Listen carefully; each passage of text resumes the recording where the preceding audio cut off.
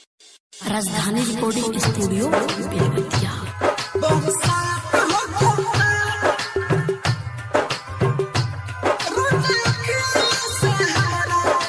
DJ Kanchan Raj Hajipur Vaishali.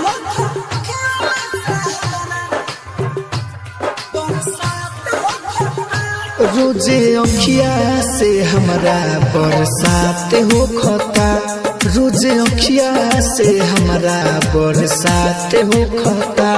हमरा दिलावा के संगे अब तो घात हो खता, हमरा दिलावा के संगे अब तो घात हो खता। रोजे अखिया से हमरा बरसात हो खता, रोजे अखिया से हमरा बरसात हो खता।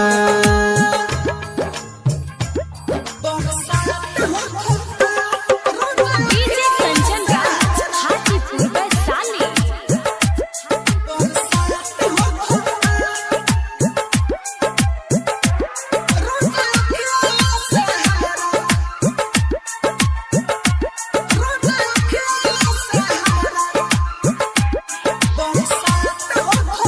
कोई नहीं भरोसा हम बेवफा के बात में,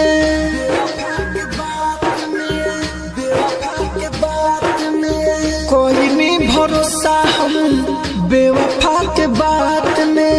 जननी न दिलवा लेके घूमे अपना हाथ में, नहीं कवनो पयब विश्वास हो खता, नहीं कवनो पयब विश्वास हो खता। रोजे अखिया से हमरा बरसात हो खता, रोजे अखिया से हमरा बरसात हो खता।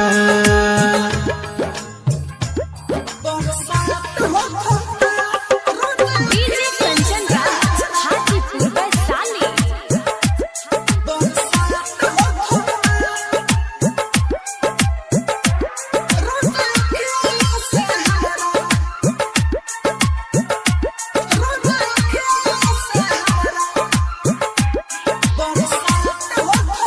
राइटर मनोज भाई राहु राजधानी,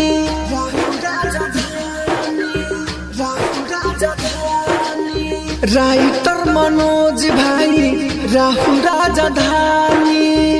लड़की अनिल अपना कौनों के मानी, प्यार के अपना बात हो खता, प्यार के अपना बात हो खता।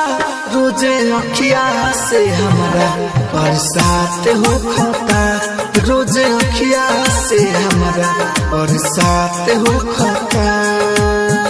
राजधानी डिजिटल रिकॉर्डिंग स्टूडियो बेलवतिया।